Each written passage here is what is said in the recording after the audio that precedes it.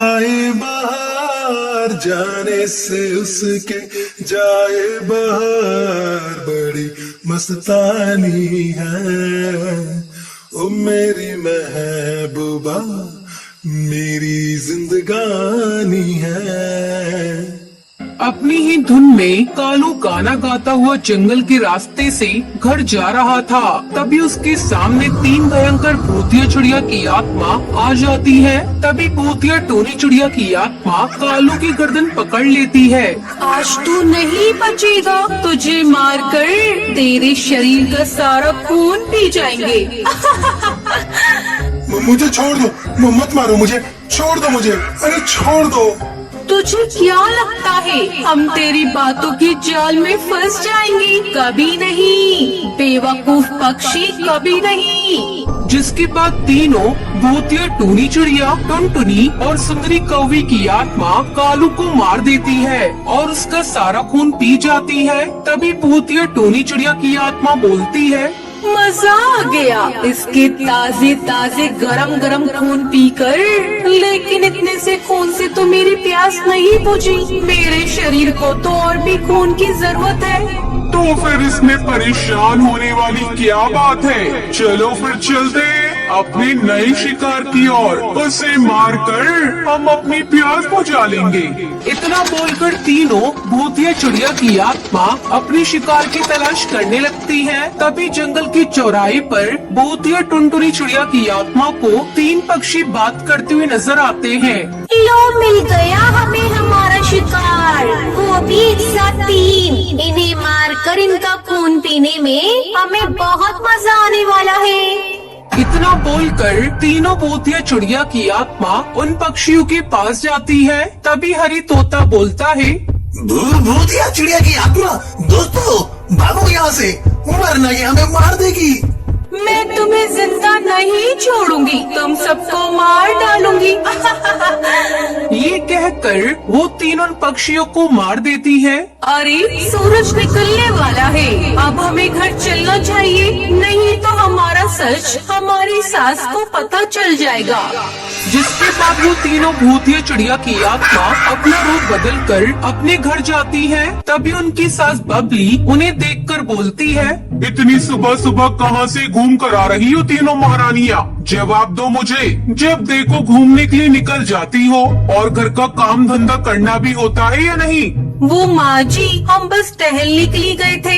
जुबान तो देखो जैसे कैंची की तरह चला करती है। अब यहाँ मूर्तियों की तरह खड़ी रहोगी या फिर घर का काम भी करोगी? अब जाओ जल्दी से, मेरे लिए कप चाय लेकर आओ। ये सुनकर तीनों बहुएं अपने कामों पर लग जाती हैं। टोनी कपड़े धोती है तो सुंदरी कौवी पोछा लगाती है। वहीं टुनटुनी चिड़िया चाय बनाकर अपनी सास को देती है। ऐसे ही रोज बबली अपनी सभी बहुओं पर बहुत अत्याचार किया करती थी, लेकिन उसकी बहुएं फिर भी कुछ नहीं बोला करती थी। ऐसे ही रात हो जाती है और वो तीनों बहुएं घर से निकलकर जंगल में चली जाती हैं। तभी उन्हें घर से जाते बबली देख लेती है।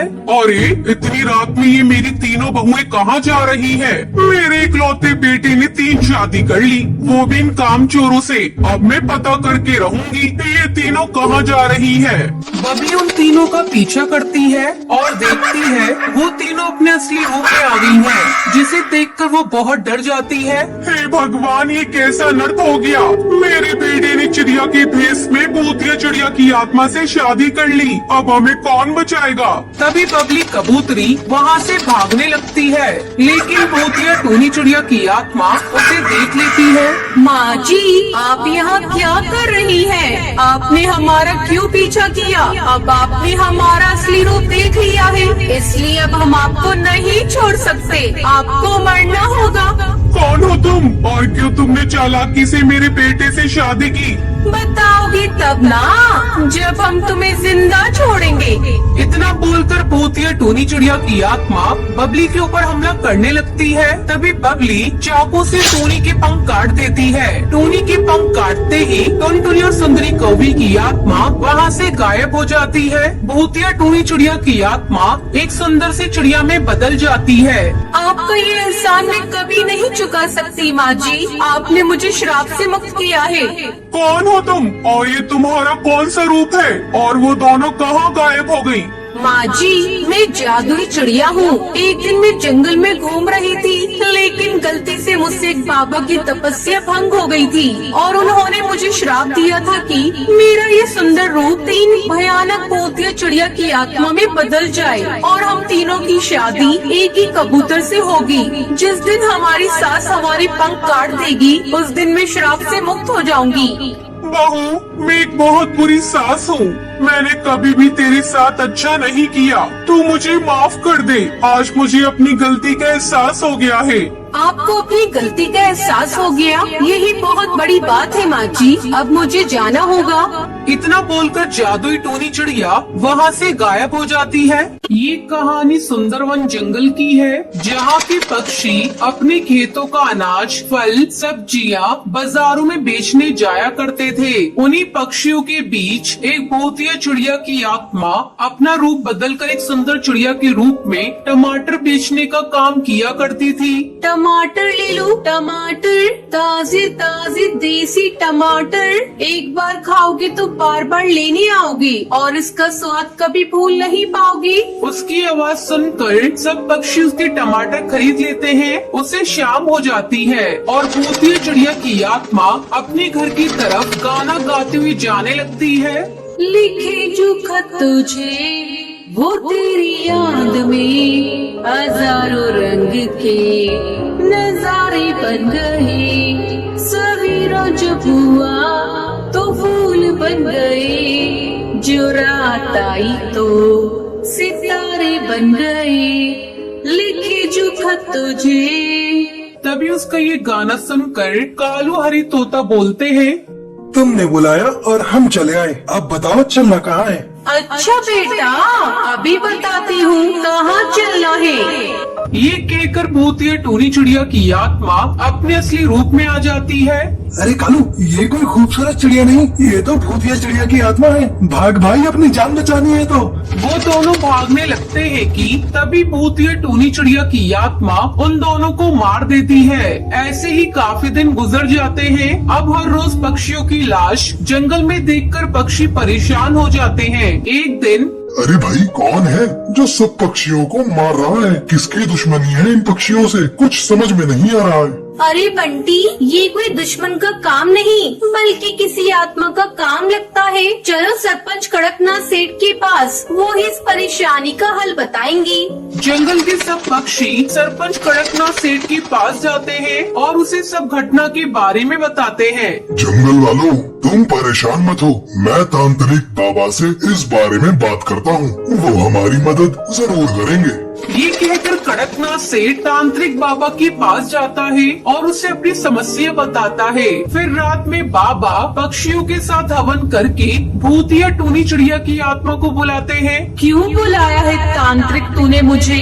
तू मेरी शक्तियों को नहीं जानता तांत्रिक। मेरी शक्तियों के आगे तू कुछ भी नहीं है और तू मेरे मामले में मत पड़। तेरी भलाई सी में है कि तू यहाँ से वापस चला जा।